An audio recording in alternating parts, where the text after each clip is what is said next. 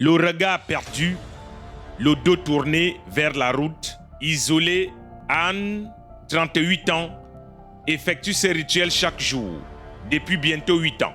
À la quête d'une nouvelle vie, l'ancienne s'est brisée avec l'incarcération de son compagnon, David, alias le Kaiser.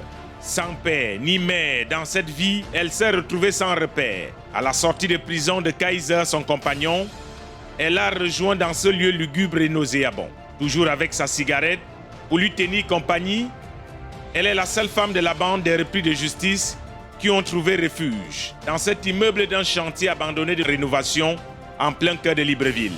Construit avec la fortune publique, il sert de chambre de fortune à tous ces jeunes, dont l'âge varie entre 17 et 24, à qui la vie a parfois joué un sale tour.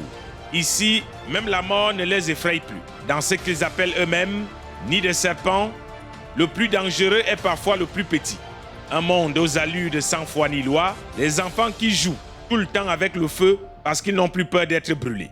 Les lois sont devenues des loisirs, c'est eux qui créent tout le temps le danger. Anne, la seule fille du coin, a réussi en tant que femme à vivre dans cet environnement nocif et insalubre. Elle accepte ces conditions de vie humiliantes et parfois inhumaines par amour pour son chéri. L'incarnation de l'idéal aimé jusqu'à l'impossible. Chéri son homme jusqu'à le suivre en enfer sur terre. Un bel exemple d'un amour à l'imparfait à montrer dans toutes les cérémonies de mariage devant l'officier d'état civil pour mieux comprendre avec exemple à l'appui sur la vie de Anne ce qu'on appelle supporter un homme ou une femme dans le mariage, dans les bons comme dans les mauvais moments. Mais oui, elle avait son gars, c'est notre système. Elle, c'est une soeur pour nous, elle est considérée comme une soeur. On s'occupe d'elle, on fait de notre mieux, du mieux qu'on peut. La protéger aussi. Pour survivre dans cette jungle des repris de justice, il faut se disputer au quotidien le parking de véhicules. La seule activité qu'ils ont tous en commun et qui leur donne de quoi se nourrir. En journée, tant pis pour les paresseux. Le plus fort encaisse les sous et tente parfois de jouer au petit malin. Rien. Oh, c'est la machette. Il n'y a rien, quelle machette? Une nouvelle machette. Oh, bougez là-bas. Bougez là-bas, il n'y a rien. Je te dis que c'est à toi que je donne ça, ne le donne pas. On monte direct les escaliers, on monte, c'est mort. On est en train de travailler, tu vois encore qu'on part où? Une attitude qui est clairement déconseillée ici parce que plusieurs font parfois des vols planés du 9e au 1er étage quand ils essaient de doubler les amis quand vint le moment du partage de l'argent. Ouais,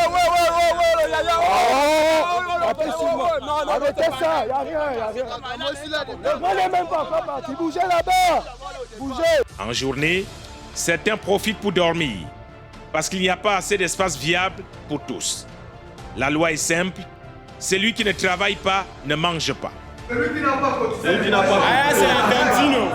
Vous connaissez la règle, celui qui n'a pas cotisé ne mange pas. Tout le monde a eu son pointage. Nous avons rendez-vous avec eux la nuit pour voir comment ils s'en sortent lorsque la lumière du soleil s'éteint. Nous marchons dans ce couloir. Attention à la marche, parfois aux allures de mouroir. Avec la lumière de nos téléphones, nous découvrons comment ces jeunes arrivent à se partager les lits la nuit pour que chacun ferme l'œil et retrouve son activité le matin. Comme a dit, 18 ans, qui s'est recouvert avec un drap, donc la couleur n'est pas encore homologuée et dénommée sur la liste des différentes couleurs connues jusqu'à ce jour. Ces anciens prisonniers n'ont aucun problème à vivre dans de telles conditions. Le premier arrivé occupe le lit. Vous êtes sûr qu'il vient quoi? Il a vomi? Ah. Et quand on demande à certains à quelle heure ils vont dormir, ils en viennent à tourner la réponse en bourrique. Je dors quand j'ai sommeil pour dire en bref. Tu as sommeil à quelle heure? Mais là il est minuit, le temps est passé là. Ce n'est pas faux, c'est vrai. Mais généralement quand on dort, on ne prévoit pas ou on n'attend pas l'heure pour le faire parce qu'on est à un niveau auquel... Vous réfléchissez trop quoi? Voilà. Donc il peut y avoir même des turbulences ou des perturbations dans notre sommeil. Anne, la seule fille du coin, est encore éveillée. Toujours avec sa cigarette, elle attend le retour de son compagnon qui est encore en mode bataillon dehors. Elle nous propose de tirer une clope avec elle pour qu'elle puisse mieux nous raconter ce qui l'a conduite jusqu'ici et pourquoi elle ne veut pas repartir. Avec le stress, la peur, en tout cas, je ne sais même pas comment m'exprimer dans la logique. Et si je me cherche, je ne sais pas comment il faut vivre. Je dors quelque part là. Avec les garçons? Oui, je suis assez fine, non? Nous acceptons de fumer une cigarette et Anne va pratiquement pleurer à notre micro. Non, ne pleure pas, ne pleure pas, ne pleure pas. Elle dit donc qu'elle veut quitter cet endroit pour retourner chez elle à condition de trouver d'abord un travail. Depuis que mon père est décédé, j'ai vu la galère. Même un travail, avoir même une fin du mois, bien 15, même je ne sais pas. Avec votre travail, je pourrais rentrer à la maison. Ils se rassemblent tous dans une cohabitation assez impressionnante. Même celui qu'ils appellent le petit blanc de la bande dit qu'on lui reproche tout le temps de traîner avec des négros. Mais il le sait lui-même qu'il n'est pas réglo dans sa façon d'être. Pourquoi tu traînes avec les noirs? J'ai dit que traîner avec eux, c'est parce que c'est avec eux que j'ai eu l'amitié. Même ce nounous de 90 cm de taille, tout effrayé en pleine nuit, ne le trouve pas rigolo. La réalité de cette vie sombre s'applique à tout le monde avec la même rigueur. Tous ces jeunes ont été habitués à vivre dans la promiscuité totale lorsqu'ils étaient incarcérés à la prison centrale de Libreville. En prison là-bas, qu'on a pris à tous comme ça, mais sinon, ça ne va pas. Mais...